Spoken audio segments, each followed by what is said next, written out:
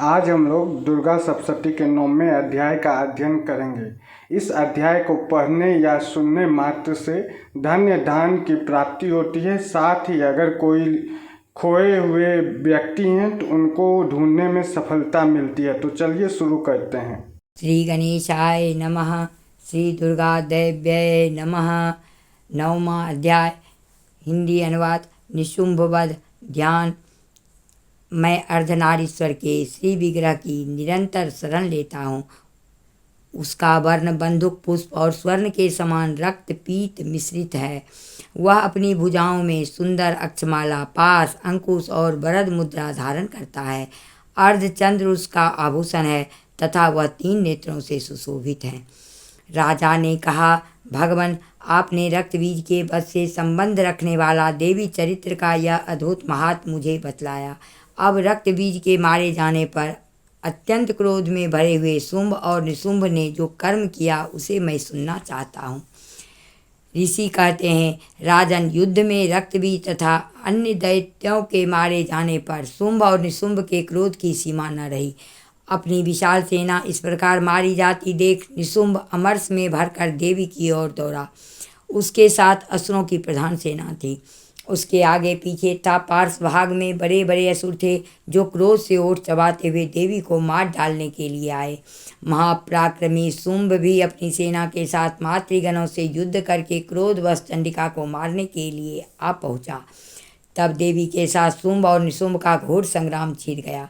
वे दोनों दैत्य मेघों की भांति बाणों की भयंकर वृष्टि कर रहे थे।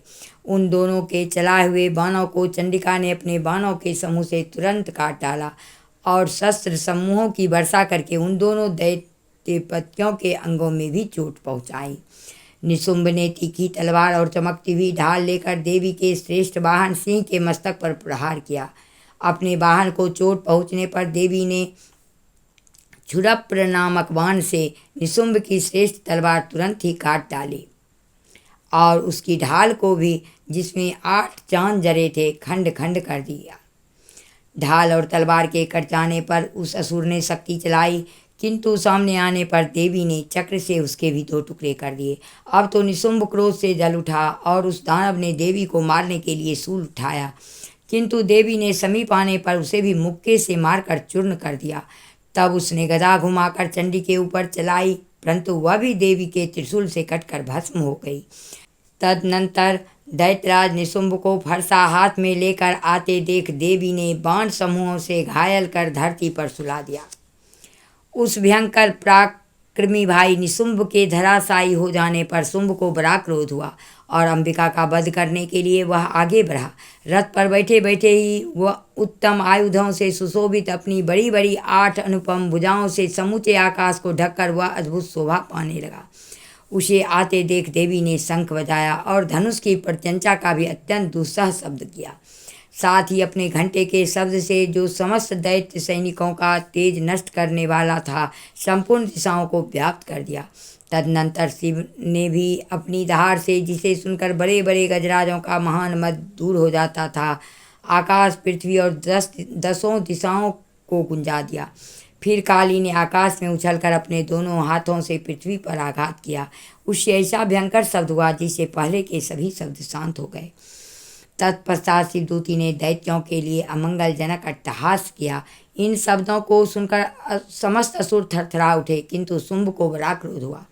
उस समय देवी ने जब शुंभ को लक्ष्य करके कहा, ओ दुरात्मन, खड़ा रह, खड़ा रह, तभी आकाश में खड़े हुए देवता बोल उठे, जय हो, जय हो।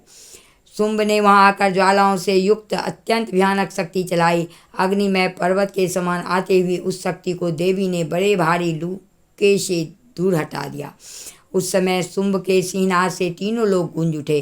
राजन, उसकी प्रतिध्वनि से वज्रपात के समान भयानक शब्द हुआ, जिसने अन्य सब शब्दों को जीत लिया। शुंभ के चलाए हुए बाणों के देवी ने और देवी के चलाए हुए बाणों के शुंभ ने अपने भयंकर बाणों द्वारा सैकड़ों और हजारों टुकड़े कर दिए। तब क्रोध में भरी हुई चंडिका ने शुंभ को शूल से मारा। उसके आघात से मूर्छित हो वह पृथ्वी पर गिर पड़ा। इतने में ही निशुंभ को चेतना हुई और उसने धनुष हाथ में लेकर बाणों द्वारा देवी काली तथा सिंह को घायल कर डाला।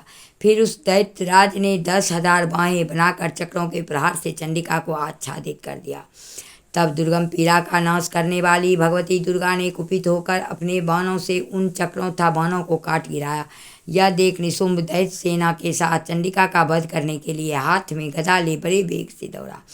उसके आते ही चंडी ने तीखी धार वाली तलवार से उसकी गदा को शीघ्र ही काट डाला। तब उसने शूल हाथ में ले लिया। देवताओं को पीड़ा देने वाले निशुंभ को शूल हाथ में लिए आते देख चंडिका ने वेग से चलाए हुए अपने शूल से उसकी छाती छेद डाली। शूल से विदीर्ण हो जाने पर उसकी छाती से एक दूसरा महाबली एवं महापराक्रमी पुरुष खरीरा खरीरा कहता हुआ निकला। उस निकलते हुए पुरुष की बात सुनकर देवी ठठाकर हंस पड़ी और खड्ग से उन्होंने उसका मस्तक काट डाला। फिर तो वह पृथ्वी पर गिर पड़ा। तदनंतर सिंह अपनी धारों से असुरों की गर्दन कुचलकर खाने लगा। यह बड़ा भयंकर दृश्य था। उधर काली तथा शिवदूती ने भी अन्यान्य दैत्यों का भक्षण आरंभ किया। कौमारी की शक्ति से विदीर्ण होकर कितने ही महादैत्य नष्ट हो गए। ब्रह्मानी के मंत्रपूत जल से निस्तेज होकर कितने ही भाग खड़े हुए।